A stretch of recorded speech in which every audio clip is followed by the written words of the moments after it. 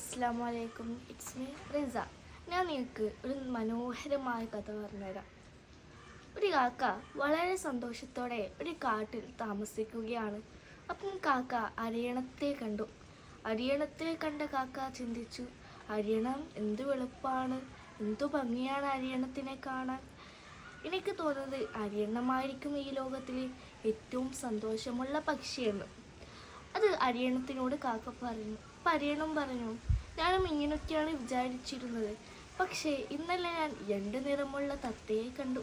എനിക്ക് തോന്നുന്നത് തത്തയായിരിക്കും ഈ ലോകത്തിലെ സന്തോഷമുള്ള പക്ഷിയെന്ന്. ഇത് കേട്ടുടനെ കാക്ക തത്തയെടുത്തേക്ക് പോയി പറഞ്ഞു. അപ്പോൾ തത്ത പറഞ്ഞു, ഞാനും ഇങ്ങനെയൊക്കെയാണ് വിചാരിച്ചത്, പക്ഷേ മയിലിന് എത്രയാ കളറ്, എന്തു ഭംഗിയാണ് മയിലിനെ കാണാൻ. എന്തായാലും മയിലായിരിക്കും ഈ ലോകത്തിലെ ഏറ്റവും സന്തോഷമുള്ള പക്ഷി എന്ന് പറയുന്നു. ഇത് കേട്ട കാക്ക മൃഗശാലയിൽ പോയി.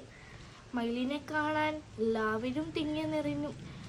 എല്ലാവരും പോയ തക്കത്തിന് കാക്ക മയിലിനോട് ചോദിച്ചു, മയിലേ മയിലേ, നിന്നെ കാണാൻ എന്തു ഭംഗിയാണ്, ഒരു ദിവസം 1000 പേരെങ്കിലും നിന്നെ കാണാൻ വരും, നീയല്ലേ ഈ ലോകത്തിലെ ഏറ്റവും സന്തോഷമുള്ള പക്ഷിയെന്ന് മയിലിനോട് പറഞ്ഞു. അപ്പം മയിൽ പറയാണ്, എൻ്റെ ഭംഗി കൊണ്ട് എല്ലാവരും എന്നെ ഈ മൃഗശാലയിൽ പൂട്ടി.